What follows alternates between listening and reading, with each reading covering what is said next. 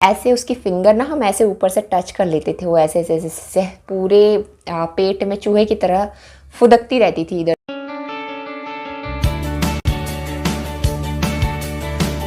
Hi guys, welcome back to the channel. So आज की video में मैं आप सबके साथ शेयर कर रही हूँ अपनी पहली प्रेगनेंसी के सिम्टम्स। तो जब मुझे पहली प्रेगनेंसी हुई थी तो हमारे घर में बहुत ही क्यूट सी प्यारी सी डॉटर आई, और उसके बाद 11 साल के बाद हमें बेटा हुआ है। बहुत ज़्यादा डिफरेंस है। सो जब मुझे बेबी बॉय हुआ था तो काफ़ी सारे लोगों ने मैसेज किया था कि आप अपने बेबी बॉय के सिम्टम्स बताओ। तो अभी मैं आपके साथ अपनी बेबी जो मुझे गर्ल हुई थी उसके सिम्टम्स शेयर कर रही हूँ। बाद में अगली वीडियो में मैं बेबी बॉय के सिम्टम आपके साथ शेयर करूँगी। सो इस वीडियो के साथ साथ बहुत सारे मिथ्स भी क्लियर हो जाएंगे कि जो भ्रांतियाँ फैली हुई हैं कि इस साइड को सो तो बेबी बॉय होता है, एंटीरियर पोजीशन है या पोस्टीरियर पोजीशन है तो बेबी बॉय या गर्ल होगा। बहुत सारे मिथ्स भी इसमें क्लियर हो जाएंगे, तो वीडियो एंड तक वॉच करें। सो सबसे पहले तो मैं ये बता दूं कि हर एक का बॉडी स्ट्रक्चर अलग अलग होता है। हो सकता है बेबी गर्ल के टाइम पे जो मुझे सिम्टम हुए वो आपको बेबी बॉय के टाइम पे हुए हों, या जिसको बेबी बॉय के टाइम पे हुए हों वो किसी को गर्ल के टाइम पे हुए हों। तो हर एक का अलग अलग होता है। ये भी ज़रूरी नहीं है कि जो मुझे सिम्टम्स हुए हों वो बेबी गर्ल के ही हों।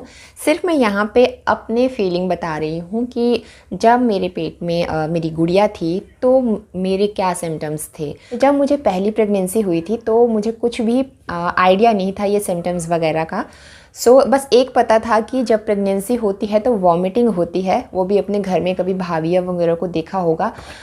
बस ये पता था कि वॉमिटिंग होती है, अदरवाइज़ मुझे और सिम्टम्स कुछ पता नहीं थे। जैसे क्या खाने का मन करता है तो बेबी बॉय होता है, गर्ल होता है, इस side left side so, right side so, baby की पोजीशन क्या होती है, एंटीरियर पोस्टीरियर, ये सब कुछ पता नहीं होता था उस टाइम पे। अभी जब मुझे बेबी बॉय कंसीव हुआ उस दौरान जब मैंने वीडियोस देखना शुरू किया तो मुझे ये सारे पता चला इन सब चीज़ों का, क्योंकि पहले इतना ज़्यादा हमने कभी सर्च नहीं किया और बाद में इतना लंबा गैप था तो ये वीडियोस ऐसे भी देखते नहीं थे हम लोग। तो आ जाते हैं सबसे पहले सिम्टम नंबर 1 पे। तो वॉमिटिंग मुझे बहुत ज़्यादा होती थी जब मुझे पहली प्रेगनेंसी हुई थी बेबी गर्ल के टाइम पे। तो बहुत ज़्यादा वॉमिटिंग होती थी, सुबह सुबह उठ के भी बहुत वॉमिटिंग होती थी, और जैसे ही मैं दिन भर में भी कुछ खाती थी उसी टाइम वो बाहर आ जाता था। तो उसकी वजह से मेरा वेट भी काफ़ी कम हो गया था क्योंकि कुछ खा नहीं पा रही थी और सारा बाहर आ रहा था। तो जब भी वॉमिटिंग जैसा हो तो वॉमिटिंग की जो वो मेडिसिन देते हैं डॉक्टर वो ज़रूर खानी चाहिए। मैंने उस टाइम पे यूज़ की थी लेकिन मुझे उतना कोई फ़र्क नहीं पड़ा। मुझे वॉमिटिंग रही, लेकिन वॉमिटिंग जो थी वो मुझे 2 और 3 मंथ ही रही। उसके बाद मेरी तबीयत ठीक रही, मतलब 9th मंथ तक ठीक रही थी। वो सेकंड सिम्टम था कि मीठा खाने की मुझे बहुत क्रेविंग होती थी और स्पाइसी मैं थोड़ा कम खाती थी। वैसे मीठा भी मैं इतना नहीं पसंद करती, उस टाइम पे नहीं करती थी, लेकिन प्रेगनेंसी के दौरान मुझे मीठा खाने की बहुत क्रेविंग होती थी और मैं जलेबी ज़्यादा खाती थी। जलेबी खाने की मुझे बहुत इच्छा होती थी।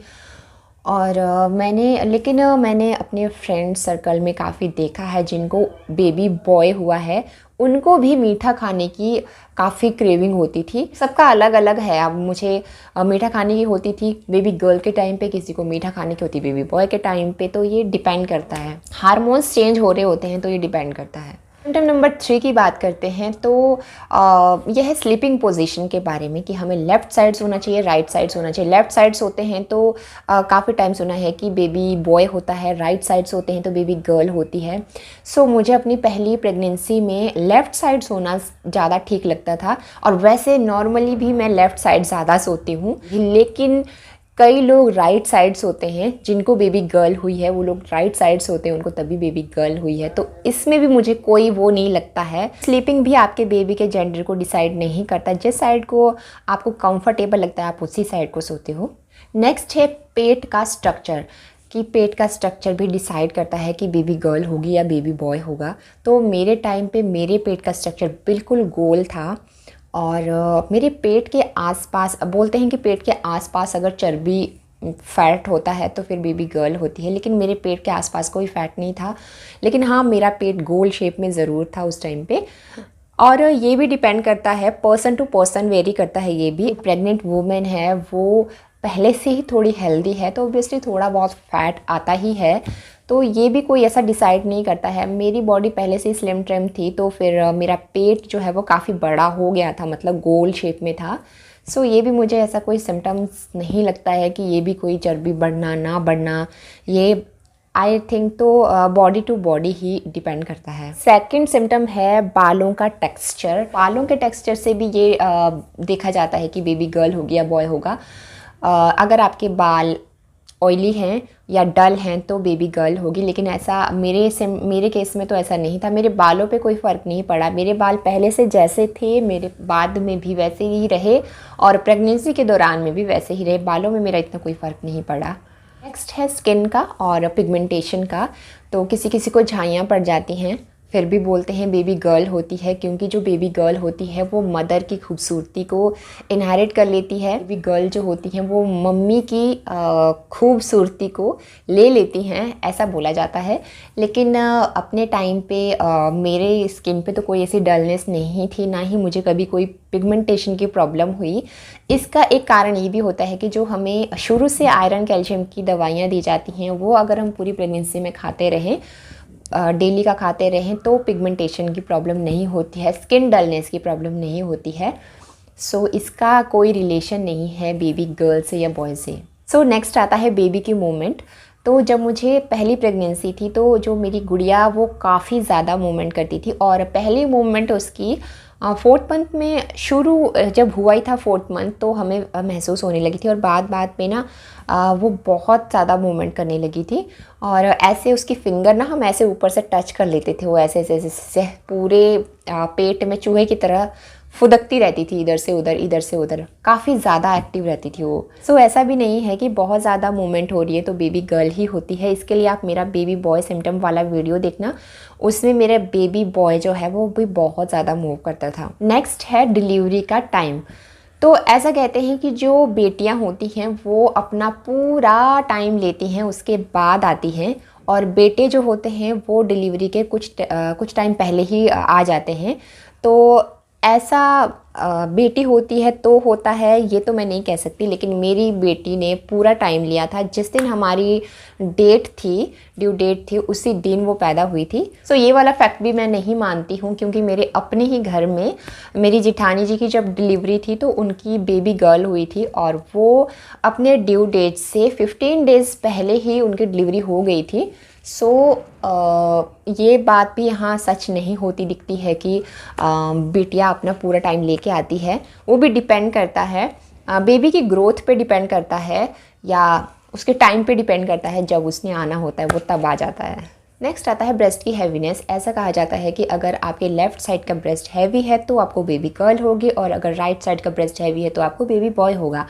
तो इसमें मैं कोइंसिडेंस मान सकती हूँ, क्योंकि बेबी गर्ल के टाइम पे मेरी लेफ़्ट साइड की ब्रेस्ट जो थी वो हैवी थी, और राइट साइड की इतनी ज़्यादा हैवी नहीं थी। और बाद में जब मेरी डिलीवरी हो चुकी थी, उसके 1 महीने बाद मुझे लेफ़्ट साइड को ही बहुत ज़्यादा पेन भी हुई थी। मतलब मेरा दूध जो था उसमें वो बंद हो गया था, वो काफ़ी ज़्यादा हैवी थी, तो दूध भी एक मतलब उसमें रुक गया था। सो वो एक अलग कहानी है, वो मैं कभी और दिन शेयर करूँगी आपके साथ। सो हाँ, मेरा बेबी गर्ल के टाइम पे लेफ़्ट साइड की ब्रेस्ट हैवी थी। आई थिंक ये कोइंसिडेंस है, इससे कोई ये साबित नहीं होता है कि उससे बेबी गर्ल ही होती है। तो मेरी बेटी के होने के 11 साल के बाद मुझे बेबी बॉय हुआ है, उसके सिम्टम्स मैं आपके साथ शेयर करूँगी। आजकल के टाइम पे बच्चा सुरक्षित इस दुनिया में आ जाए, इससे बड़ी कोई बात नहीं होती है। यही बहुत होता है कि सुरक्षित डिलीवरी हो जाए।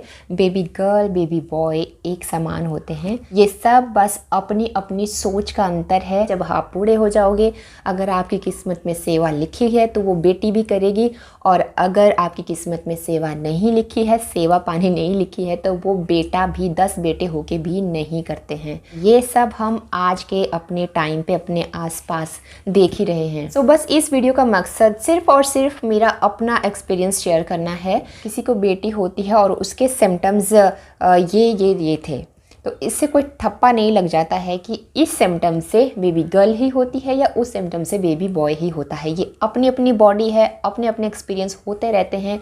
किसी को बेबी गर्ल के टाइम पे वैसे होते हैं, किसी को बेबी बॉय के टाइम पे होते हैं। तो मेरे बेबी बॉय के टाइम पे बहुत ही ज़्यादा इंटरेस्टिंग से और नए नए सिम्टम्स थे, और वो क्या क्या थे वो मैं नेक्स्ट वीडियो में आप सबके साथ शेयर करूँगी। अगर मेरी वीडियो पसंद आए तो वीडियो को लाइक करना, चैनल को सब्सक्राइब करना। मिलती हूँ मैं नेक्स्ट व्लॉग में, तब तक के लिए बाय बाय।